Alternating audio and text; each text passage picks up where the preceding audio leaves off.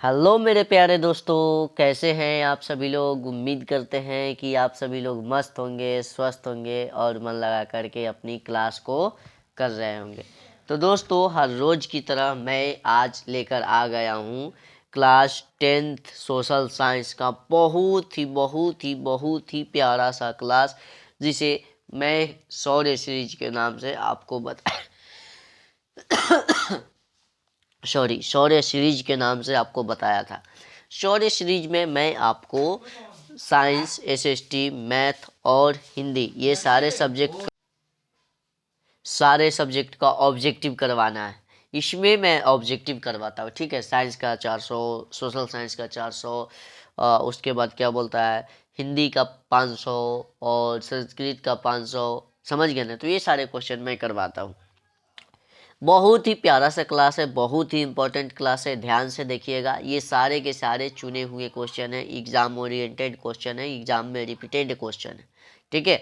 तो ये यहीं से एग्जाम में क्वेश्चन आएंगे 100%, ये मेरा वादा है, ठीक है।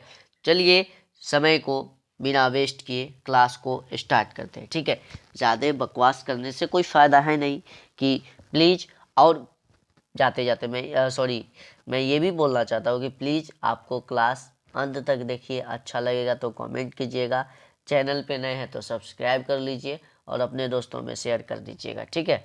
तो पहला क्वेश्चन क्या है? पहला क्वेश्चन है, भारत का प्रथम निर्यात संवर्धन क्षेत्र कहाँ स्थापित किया गया था?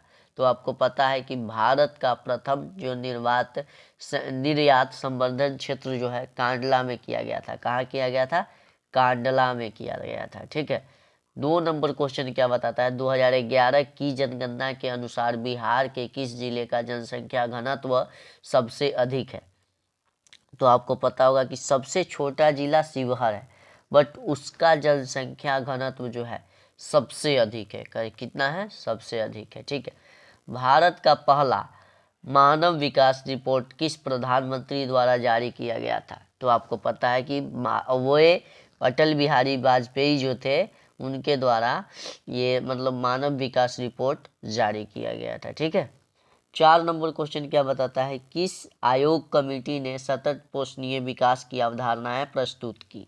तो आपको पता होगा कि ऑप्शन ए में ब्रुटलैंड आयोग, ऑप्शन बी में Bretton Woods committee, option C में साइमन आयोग, ऑप्शन डी में जेनेवा। तो आपको पता होगा कि ब्रुटलैंड आयोग जो है वे क्या किए थे? सतत पोषणीय विकास की अवधारणा को प्रस्तुत किए थे, ठीक है। 5 नंबर क्वेश्चन क्या बताता है? भारत की गाली मानव रिपोर्ट कब जारी की गई थी? ठीक है।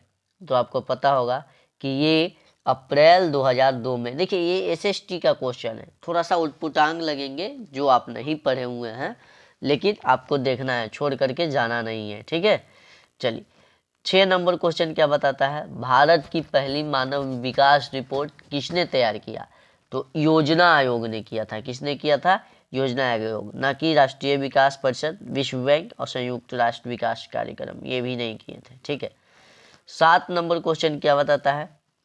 सकल घरेलू उत्पाद में किस क्षेत्र का योगदान सर्वाधिक है? तो सकल घरेलू उत्पाद में प्राथमिक क्षेत्र, ऑप्शन बी में द्वितीय क्षेत्र, ऑप्शन सी में तृतीय क्षेत्र, ऑप्शन डी में इनमें से कोई नहीं। तो option C is the right answer हो जाएंगे, यानी तृतीय क्षेत्र हो जाएंगे, ठीक है। 8 नंबर क्वेश्चन क्या बताता है? 8 नंबर क्वेश्चन, निम्न में से किस संगठन आर्थिक नियोजन के में राज्यों की भागीदारी सुनिश्चित करने के लक्ष्य से हुआ था? तो वे राष्ट्रीय विकास परिषद क्या हुए थे? राष्ट्रीय विकास परिषद हुए थे, ठीक है। 9 नंबर क्वेश्चन क्या बताता है? भारत सरकार द्वारा गठित राष्ट्रीय आय समिति के अध्यक्ष कौन थे? तो आपको पता होगा कि ऑप्शन ए इसका सही आंसर हो जाएंगे, क्योंकि वे पीसी महालनोबिस जो थे, वे राष्ट्रीय आय समिति के प्रथम अध्यक्ष थे, ठीक है। 10 नंबर क्वेश्चन क्या बताता है? राष्ट्रीय आय को कुल जनसंख्या से भाग देने पर क्या प्राप्त होता है? तो ऑप्शन ए में सीमांत आय, ऑप्शन बी में कुल आय, ऑप्शन सी में कुल बचत, ऑप्शन सी में डी में प्रति व्यक्ति आय प्राप्त होता है। क्या होता है? प्रति व्यक्ति आय होता है, ठीक है। 11 नंबर क्वेश्चन क्या बताता है? निम्नलिखित में किसमें मूल्यह्रास का मान शामिल किया गया है? तो ऑप्शन ए में जीडीपी, ऑप्शन बी में जीएनपी, ऑप्शन सी में एनएनपी, ऑप्शन डी में इनमें से सभी। तो आपका सही आंसर क्या हो जाएंगे? एनएनपी हो जाएंगे। ठीक है। 12 नंबर क्वेश्चन क्या बताता है? 12 नंबर, निम्न में से किस देश की मुद्रा रुपया है? तो ऑप्शन ए में भारत, ऑप्शन बी में सॉरी, ऑप्शन बी में नेपाल, ऑप्शन सी में पाकिस्तान, ऑप्शन डी में इनमें से सभी। तो आपको पता होगा कि भारत देश की मुद्रा जो है वे रुपया है। क्या है? भारत देश की मुद्रा जो है रुपया है। ठीक है। 13 नंबर क्वेश्चन क्या बताता है? ग्रामीण बैंक के संस्थापक कौन है? तो ग्रामीण बैंक, ऑप्शन ए में मोहम्मद यूनुस, ऑप्शन बी में अमर्त्य सेन, ऑप्शन सी में बिमल जलान, ऑप्शन सी में सिंह रंगराजन। तो आपको पता होगा कि इसका सही आंसर हो जाएंगे यूनुस, मोहम्मद यूनुस हो जाएंगे। ठीक है। 14 नंबर क्वेश्चन क्या बताता है? रिजर्व बैंक ऑफ इंडिया की स्थापना कब हुई थी? तो आपको पता होगा कि रिजर्व बैंक ऑफ इंडिया की स्थापना 1935 में हुआ था। कब हुआ था? 1935 में हुआ था। तो इसलिए सही आंसर इसका क्या हो जाएंगे? बी हो जाएंगे। क्या हो जाएंगे? बी हो जाएंगे। ठीक है। 15 नंबर क्वेश्चन क्या बताता है? भारत की वित्तीय राजधानी किस शहर को कहा जाता है? तो भारत की वित्तीय राजधानी मुंबई को कहा जाता है। मुंबई जिसकी राजधानी, सॉरी, महाराष्ट्र जिसकी राजधानी मुंबई। ठीक है। तो ये क्या हो जाएंगे? मुंबई हो जाएंगे सही आंसर। ठीक है। उसके अलावा 16 नंबर क्वेश्चन क्या बताता है? बिहार में पहला क्षेत्रीय ग्रामीण विकास बैंक कब स्थापित किया गया था? तो बिहार में पहला क्षेत्रीय ग्रामीण बैंक कब स्थापित किया गया? तो ऑप्शन ए में 1974, ऑप्शन बी में 1975, ऑप्शन सी में 1976, ऑप्शन डी में 1977। तो इसका सही आंसर क्या हो जाएंगे? ऑप्शन सी, यानी 1976 हो जाएंगे। ठीक है। 17 नंबर क्वेश्चन क्या बताता है? अंतर्राष्ट्रीय व्यापार संबंधी नियमों को निर्धारित करने वाली संस्था कौन है? तो ऑप्शन ए में विश्व बैंक, ऑप्शन बी में IAS, ऑप्शन सी में UNO, ऑप्शन डी में इनमें से कोई नहीं। तो इसका सही आंसर क्या हो जाएंगे? इनमें से कोई नहीं हो जाएंगे। ठीक है। 18 नंबर क्वेश्चन क्या बताता है? 18 नंबर क्वेश्चन, नई आर्थिक नीति में किसे सम्मिलित नहीं किया गया है? तो ऑप्शन ए में नियंत्रित अर्थव्यवस्था, ऑप्शन बी में उदारीकरण, ऑप्शन सी में वैश्वीकरण, इनमें से कोई नहीं, ऑप्शन डी। तो इसका सही आंसर क्या हो जाएंगे? ऑप्शन ए, यानी नियंत्रित अर्थव्यवस्था। ठीक है।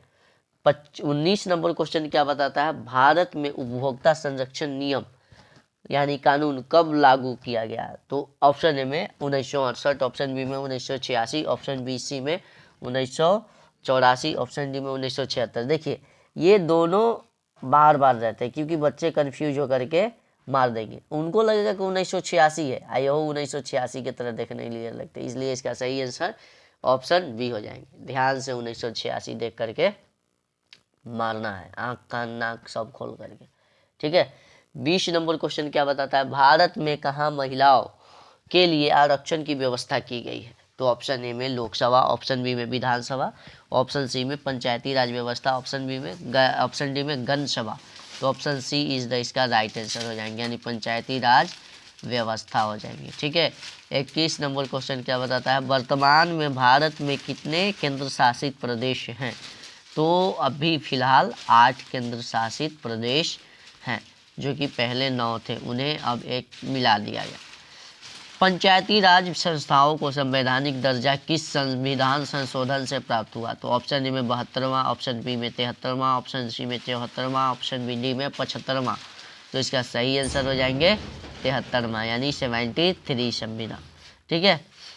23 नंबर क्वेश्चन क्या बताता है? ग्राम पंचायत का कार्यकाल कितने वर्ष का होता है? तो ग्राम पंचायत का कार्यकाल जो होता है 5 वर्ष का होता है। कितने वर्ष का? 5 वर्ष का होता है। ठीक है। झारखंड राज्य का गठन कब हुआ, यानी बिहार से झारखंड कब अलग हुआ? तो वे 15 नवंबर 2000 को हुए थे। कब हुए थे? 15 नवंबर 2000 को हुए थे। ठीक है।